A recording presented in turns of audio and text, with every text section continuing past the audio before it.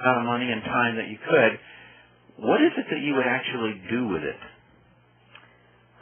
Probably, truthfully, I would do more art and then volunteer work.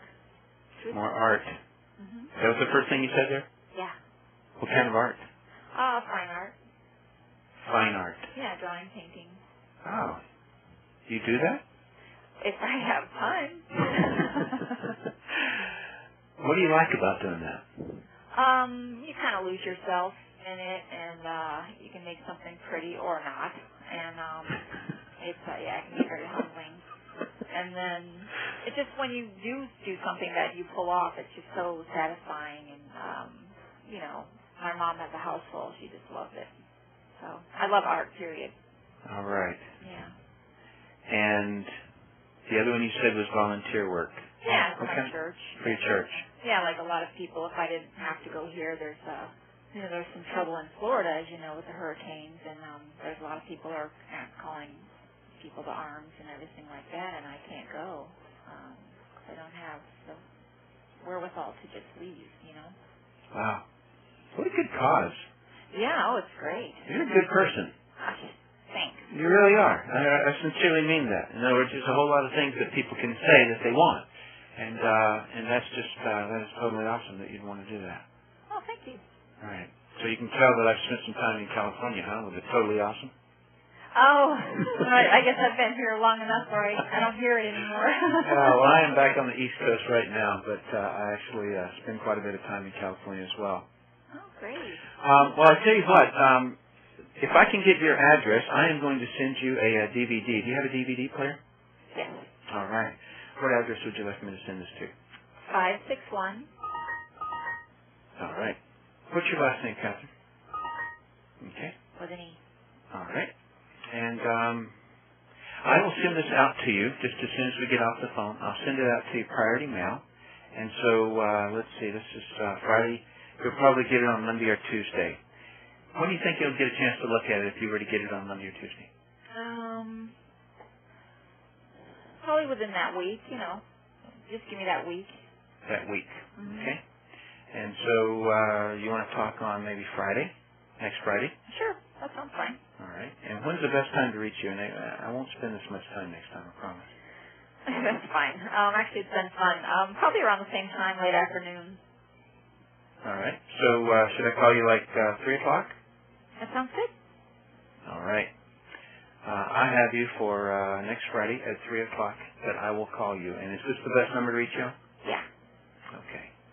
All right. Well, I sure look forward to your feedback, and I appreciate you opening up and like really talking to me and everything. It's really, really helpful, and I'm glad to have met you. Yeah, me too. I'll tell too. All right. All right, Ken. Well, thanks so much, Catherine. Sure. Bye-bye. Bye. All right, as you can tell, I did fulfill the qualifying step at the end there. It was out of sequence, but I did find out what she wants. It was a good call for you to hear how to handle two common objections, the sales objection and the MMM objection. All right, the next objection is not a common one, but sometimes people get it confused and you may get it. If they ask the question about pyramids, like, is this one of those illegal pyramids, and they use the word illegal in it, then I recommend you respond with, absolutely not. Pyramids are illegal. I wouldn't waste my time or yours on something illegal. What I'm discussing is a legitimate business. Return to whichever step on the inviting formula you were on prior to this step. Make sure you get them to see Brilliant Compensation, though. The next objection I want to discuss with you is not really a question or objection, but rather it's when the prospect is not interested. When your prospect is not interested, you have to be able to accept it. Remember, your job is to help people. If you're trying to force someone, you're not helping them. If you do the greet and qualify steps correctly, you will have prevented most not interested prospects from getting this far simply because they wouldn't have qualified. Most of the time when you get the I'm not interested response, it will be after you have had them look at information or they've asked if it's network marketing and you were not able to get them beyond the objection. When you can tell that your prospect has definitively decided they're not interested, you must accept it and have your prospect feel good about telling you that. You'll find that the majority of your prospects will not have the guts to actually tell you no. They most often prefer to avoid talking to you. This is pretty shallow, but that's my experience. So when someone does have the guts to tell you they're not interested, accept it and admire the fact that they are a cut above the majority. I have witnessed a single no from a prospect cause network marketers to quit their business, totally give up on their dreams. I have also witnessed a no cause networkers to be destroyed all day, all week, and sometimes longer, simply because the networker hasn't learned how to deal properly with a "I'm not interested." I've also witnessed the violent reaction of a networker towards her family saying no, which yielded two siblings not speaking to one another since. All of this is handled with you learning to accept "I'm not interested." Now, I've also seen where a prospect says they're not interested, but it's just a mask for an unexpressed objection.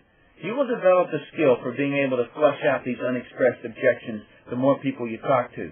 You will develop the ability to read your prospects. When you really listen to your prospect, instead of trying to figure out what to say, you'll hear all they say, even if they don't actually say it.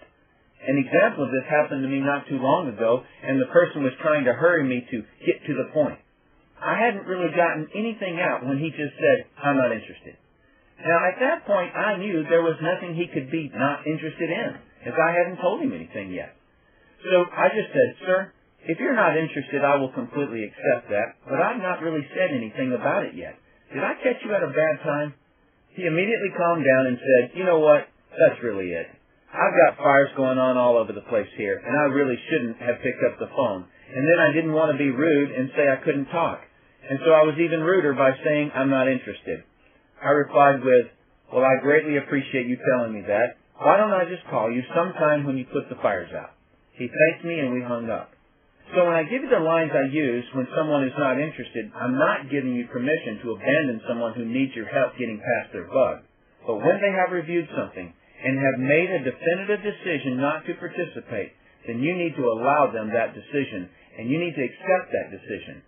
Let's do a live call with Lynn the singer. Lynn had experienced network marketing before. Listen to her make a definitive statement and how I then allowed her to feel good about her decision, and then how the call turned out because of that. I like doing what I do. I don't like dealing with business. I have to do with the business of singing, to push that forward, but it's Yeah. I just don't want to get involved in other business. I see the potential. I just want to focus on doing it in the arena that I'm doing it in. That's where my heart is, where my passion is, my calling, what I feel like doing, and maybe down the line when I free up some time and I can think about it, then maybe I want to look into it because I see the value in, for creating another stream of income or something like that. But Sure. Helping people, as you say, but at this point I want to help people where I've been helping them and focus on that. And you do that so well. Oh. And so really, conversation over as it relates to network marketing. I respect you in a tremendous way in your ability to sing and your passion and what you deliver to people. And that's what you should do. When I opened up the conversation, what I said is that if you're happy with what you're doing and you're heading down the track, then I don't want to take you off that. But if there is something that you're interested in, something that I could help you with, then I would want to do that. But you're focused, girl.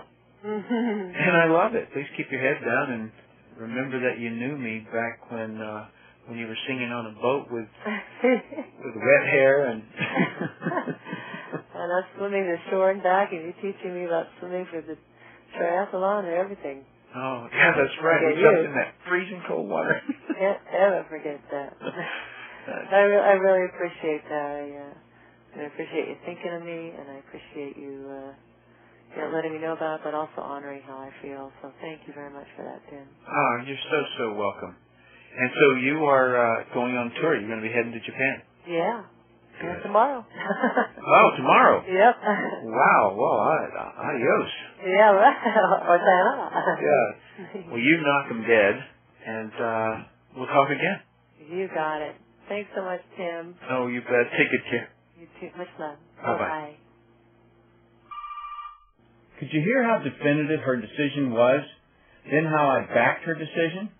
and then how I made small talk and ended the conversation in an upbeat mood. This is the